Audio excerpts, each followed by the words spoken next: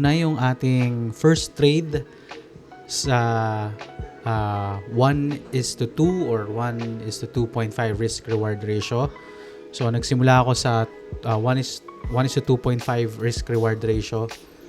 So first trade natin is yung Waves USDT. So medyo may allowance na yung ating stop loss, no? So inaabangan ko tong area na to na golden zone ng aking Fibonacci, no? Tingnan natin.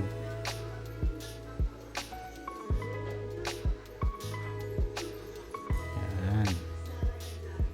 So binabaan ko na yung ating profit target. 2.5 lang, 1:2.5. Okay. Alright. Para may allowance naman yung stop loss natin. No? Tsaka, possible na nag-form yung trend dito. So, binakatan ko lang ng Fibonacci itong ano na to. Kasi may higher highs eh. May mga higher highs. Higher highs, dalawa. 1, 2. So, possible baka maabot pa niya tong resistance dito. Pero let's see. Sana matouch niya tong ano natin. Ito. Okay? Open long. Place na. Okay, hanap pa tayo ng dalawa ngayong gabi. Yung second trade ko is si ETH FIUSDT. So currently, nagsa-sideways yung price. So abang ako. Yung sideways yan, support and resistance lang yung technique ko. Nagplot lang ako ng siguro 2 ko dito. 1:2 para may allowance naman. So kung bumaba man, invalidated na yung ano natin, idea natin, trade idea natin. So sana mag-bounce dito kasi ganoon naman yung movement ng prices. 1:2, 1:2 lang pwede na tayo. No? $2 lang. Ayan. $2 lang yung risk. Okay. So open long. Open long. Okay? Hanap pa tayo, last one. Okay, last trade natin is si RATS, 1,000 RATS USDT. So, ayan, tinitingnan ko. 2.5 risk-reward ratio yung tinitingnan ko ngayon. Yarn. Sorry.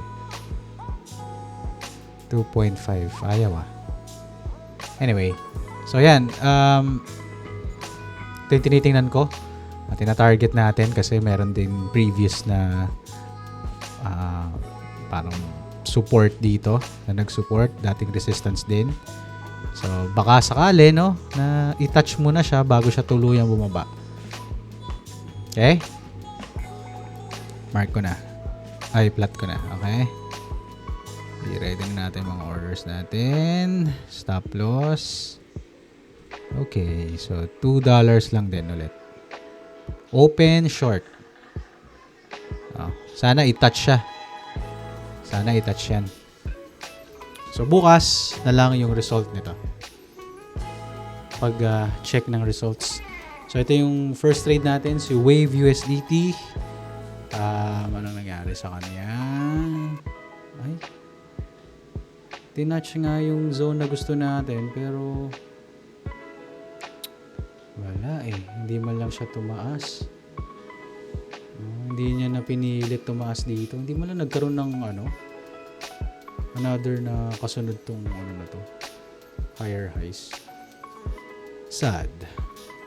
Anyway.